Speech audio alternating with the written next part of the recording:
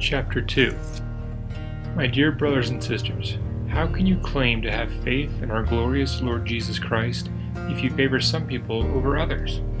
For example, suppose someone comes into your meeting dressed in fancy clothes and expensive jewelry, and another comes in who is poor and dressed in dirty clothes. If you give special attention and a good seat to the rich person, but you say to the poor one, "You can stand over there, or else sit on the floor," well, doesn't this discrimination show that your judgments are guided by evil motives? Listen to me, dear brothers and sisters. Hasn't God chosen the poor in this world to be rich in faith?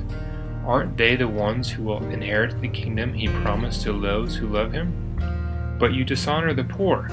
Isn't it the rich who oppress you and drag you into court? Aren't they the ones who slander Jesus Christ, whose noble name you bear? Yes, indeed, it is good when you obey the royal law as found in the Scriptures.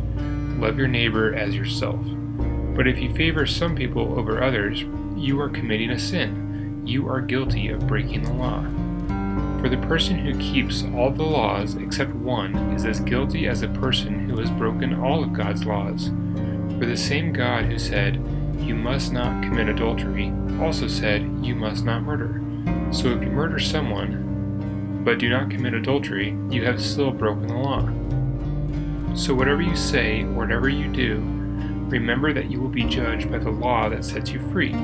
There will be no mercy for those who have not shown mercy to others. But if you have been merciful, God will be merciful when He judges you.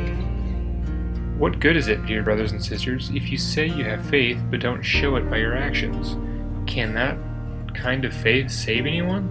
Suppose you see a brother or sister who has no food or clothing, and you say, "Goodbye and have a good day, stay warm and eat well," but then you don't give that person any food or clothing. What good does that do?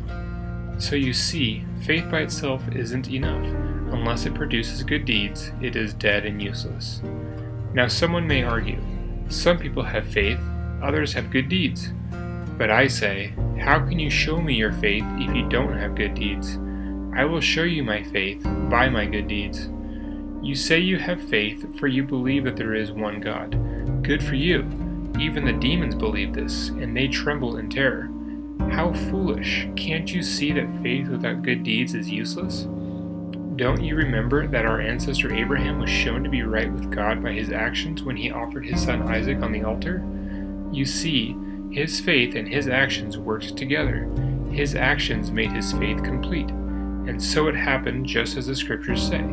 Abraham believed God, and God counted him as righteous because of his faith. He was even called the friend of God.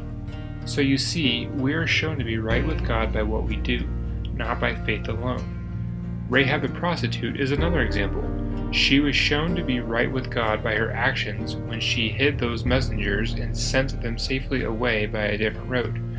Just as a body is dead without breath, so also faith is dead without good works.